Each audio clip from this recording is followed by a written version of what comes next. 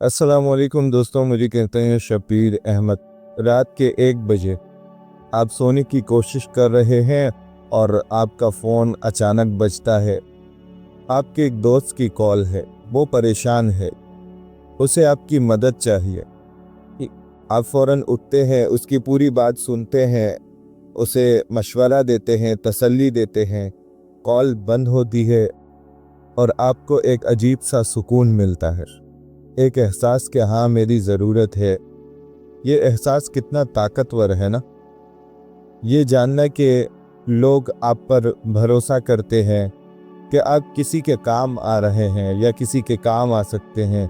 लेकिन कभी सोचा है कि यही एहसास अगर आग की ही कीमत का पैमाना बन जाए तो क्या होगा?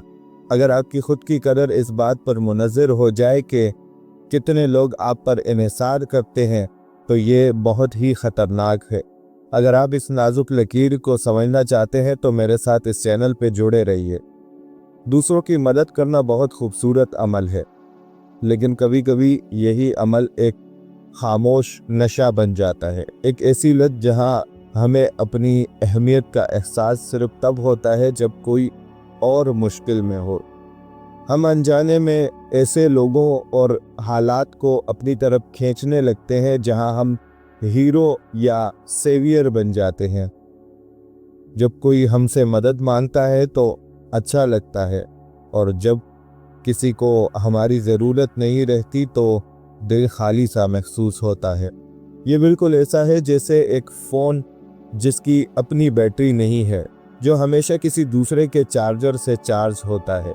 जब तक आप किसी के मसले हल कर रहे हैं आप चार्ज हैं, लेकिन जैसे ही वो मसला ख़त्म होता है आप फिर से खाली हो जाते। ये एक ख़तरनाक साइकिल है, क्योंकि आप अपनी कदर अपने अंदर नहीं बल्कि दूसरों की ज़रूरतों में तलाश कर रहे हैं।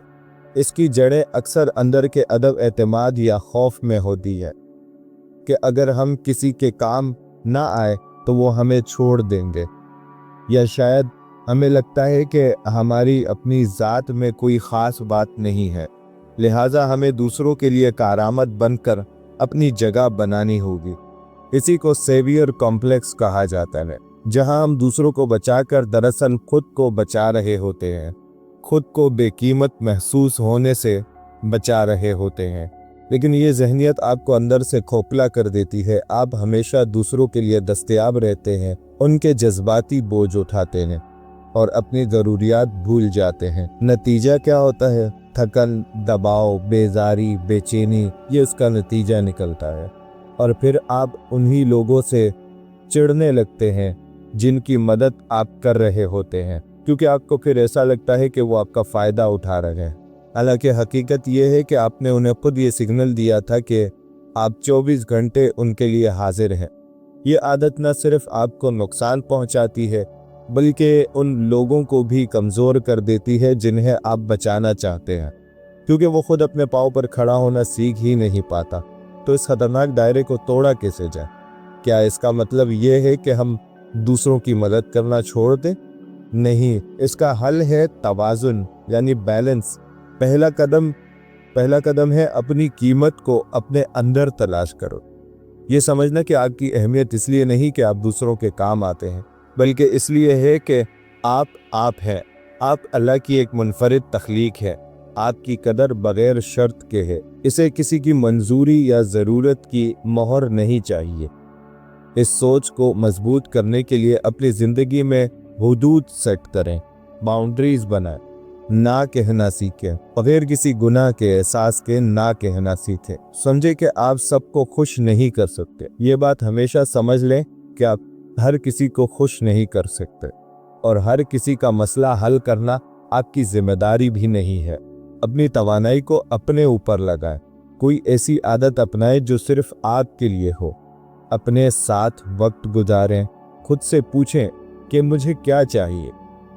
शुरू में मुश्किल लगेगा, लेकिन आहिस्ता आहिस्ता आप महसूस करेंगे जब आपका अपना कप भरा हुआ होगा, तब ही आप किसी और को कुछ दे सकेंगे।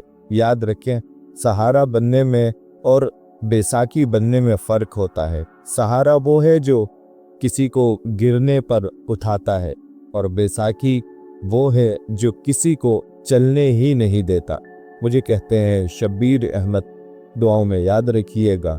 یہ چھوٹی چھوٹی نالج ہے اور جو میں اپنی زندگی میں اپلائی کرتا ہوں یہ میں آپ لوگ کے ساتھ شیئر کرتا رہوں گا۔ اگر آپ کو ویڈیوز پسند آتی ہے تو ٹک ٹاک سے یوٹیوب پر آئیں اور کامنٹس میں اپنی رائے کا اظہار ضرور کیجیے۔ مجھے کہتے ہیں شبیر احمد، سلام۔